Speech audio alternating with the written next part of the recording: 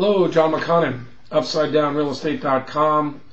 Today we're going to discuss whether you should stop paying on your loans before you do a short sale, a deed in lieu, or when you should stop paying on them if you're going to consider a foreclosure or a walkaway.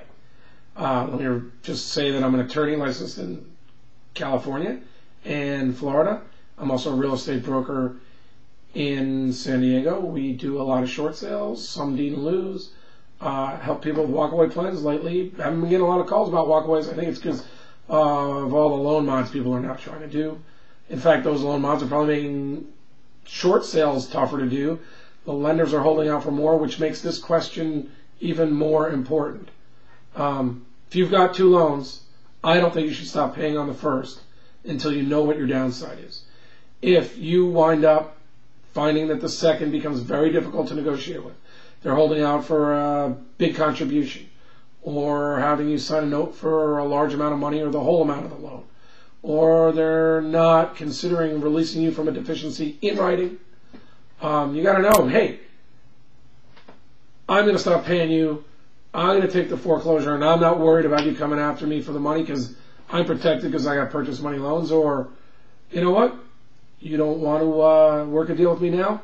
I'm going to continue paying on my first indefinitely, and you're going to have a non-performing asset on your books, and you can come after me as much as you want. You're not going to be able to get any money because I understand the law, and I'm going to use it to my full advantage. I think you need, with the seconds these days, you need to be able to say something like that. You could also consider lender liability laws. You can gain leverage in a lot of ways, but I do not think you should walk into a short sale not knowing your downside. Just stop paying on your loans and be at the mercy of the second. The seconds have gotten tough. They can sell these loans in the secondary market.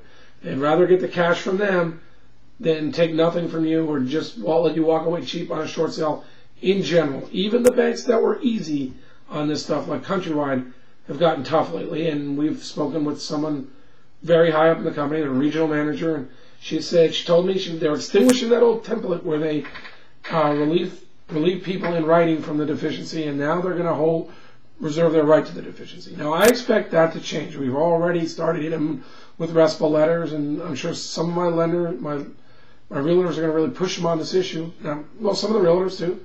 Some of my clients were going to push them on that issue. But, you know, I've gotten a lot of calls lately from people saying, hey, Countrywide is not letting me out.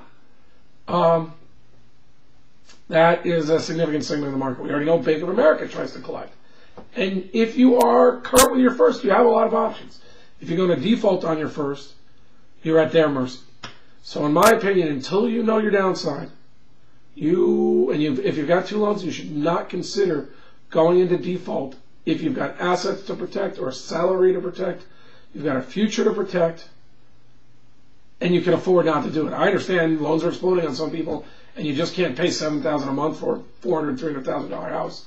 That's another story. There, you're gonna, you might have some leverage. You might be able to find some things. It might not be worth paying a lawyer to help you figure it out. Maybe your realtor can help you. Maybe they can't. You're gonna have to do a cost-benefit analysis then. It's the money that I could save by not paying the first worth risking in terms of letting the second have a judgment against me for the full amount of money if I either do the short sale wrong or I take a foreclosure and I'm not protected by CCP 580B. Basically, in short, until you know what your options are, and when you ascertain your options, you can start figuring out most of your strategies. Until you have a game plan, if you have assets or a salary, I would not go into default on the first. Thanks. Follow up with more of this in the future. Thanks. Bye.